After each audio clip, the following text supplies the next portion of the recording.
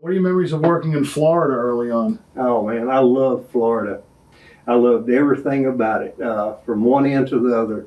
I had worked at one time for Eddie Graham when he was running southern Florida from Tampa to Miami, West Palm, through there, and he'd run some of the islands, and I loved it.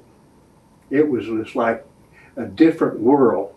And then when I moved on up to the Dothan area, Dothan, Panama City, they was running some Mississippi towns. I didn't like it, I don't think, as much to start with as I did Tampa. Tampa was just, it was just amazing, the things that was going on there. And the weather was so good, and you could not help but love Florida. Memories of Dusty Rhodes back Oh, Dusty was a legend in Florida. If you wrestled Dusty Rhodes, oh man, you was in the driver's seat when you was wrestling with Dusty Rhodes. then? How hot was he back then? He was... Oh man, it was something else. Dusty could walk into the arenas and it was just like the building would just resonate when he would walk in. You know, you could just, when you could see everybody walk in, you could sit in a dressing room and you could kind of judge who's doing what. And when Dusty hit the ring, oh, you could just hear the building just rumble. He was amazing. Memories of Curtis Iakea. Curtis Ikea. King Curtis? King Curtis. Oh, man. Yeah. I met him, I think the first time I met him was in Tampa.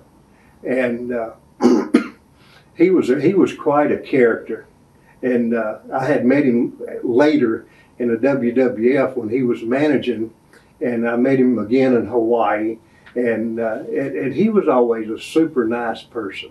He was just, he was just one of them people that you didn't mind being around every day. Well, what are your memories of matches against Bob Backlund back then? Oh God, Bob Backlund. We go back a long way. I had some pictures from Bob Backlund. The first time I wrestled Bob Backlund, it was in a little town right outside of Tampa. Can't remember the name of the town. He gave me an arm drag so hard, I got a mat burn on the back of my shoulder.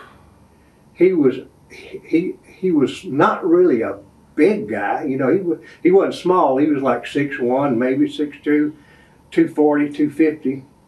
But you would think that he was 9 feet tall and weighed 400 pounds when you got in the ring with him. He was awesome. Well, that probably leads to this question. Is it true that Bob used to stretch guys that came down to try out? Yeah, he did. He did. Yeah, he did it, and he was very good at it too. Do you remember when Hogan came through to train down there, or were you gone from Florida at that point? I was gone when Hogan come in to train, but I met him in another part of Florida. I met him in Pensacola, Florida. The first night I met him, and he was one of them guys. He had so much charisma that when he went out, while he did not know a thing about wrestling, all he had to do was just walk to the ring, and people just loved him. And it was, you know, his match was made just when they got a look at him, how big he was, what he looked like, and that was it. They just everybody just loved him. Memories of Eddie Graham. Eddie Graham, he was one of the characters in the wrestling business that a lot of people missed an opportunity to learn about the wrestling business from Eddie. He was a master on making plans for matches and being able to look at somebody and utilize the talent that they have to be able to plan matches for them. And he was just a genius. There wasn't very many people in his class. It's easy for somebody to come up and say, hey, yeah, I used to run so-and-so territory. I was the man there. But there was not very many people that was in the class with Eddie Graham. Memories of Greg Valentine from that time period. Greg, you know, his dad was Johnny Valentine. And he was very good. Greg was very good. And I used to watch some of the matches with Greg Valentine and Tito Santana. And I told him, I said, you know, if Howard Cosell was doing a commentary on this match, he would have to say that it was fantastic. Memories of Billy Robinson. Billy Robinson, Memphis, Tennessee, and 78 or 79, somewhere right along in there. He was a character. He was one of them guys that when you grabbed a hold of him, you knew that you had a hold of somebody. He would tie you up in a knot, knock you out, and He was known for being very stiff, working very stiff. He was. I'll tell you that. But he was really when you got to know him, he was a pretty nice guy. But he would get excited at times. Memories of Ray Stevens. Ray Stevens. I met him in Tampa, Florida the first time.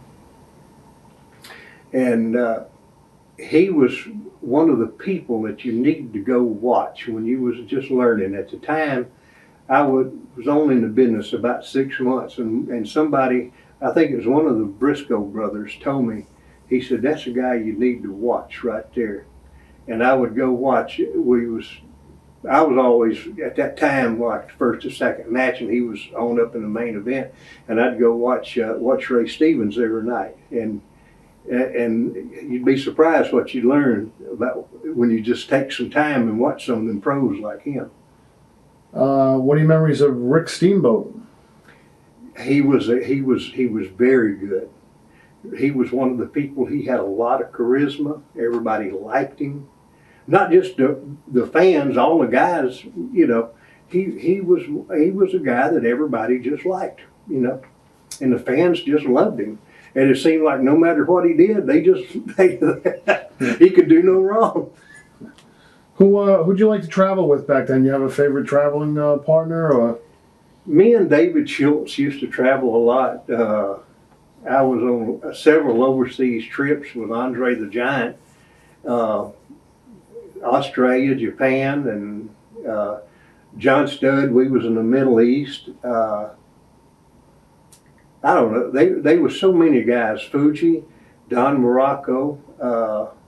And one of my all-time favorite guys was Rick McGraw. I don't know if you remember him. He died back in the middle '80s, but he was a super guy to travel with. Any good road stories from that time period? Oh, have you got enough time for this? Absolutely. one or two good ones that you remember. Oh God, we was George Steele was in my car, and we picked up a guy that was hitchhiking, and you could imagine this bunch of guys sitting in the car. It was Killer Khan and me, you know, and I was about 325 pounds at the time. George Steele was sitting in the back, and you know what George looked like. He absolutely, you know, the animal, and he ate a beer can. And the guy was wanting out of that car so bad. We stopped at the first red light. He never asked to get out of the car. He never said anything. He just sat and looked like a statue. And everybody was thinking, I said, God, this guy is just like, he's not putting anything over. He just, he's just sitting there. But we slowed down before we stopped, just when we were slowing down, he was out of the car. Watch thousands of exclusive shoot interviews right now on TitleMatchNetwork.com.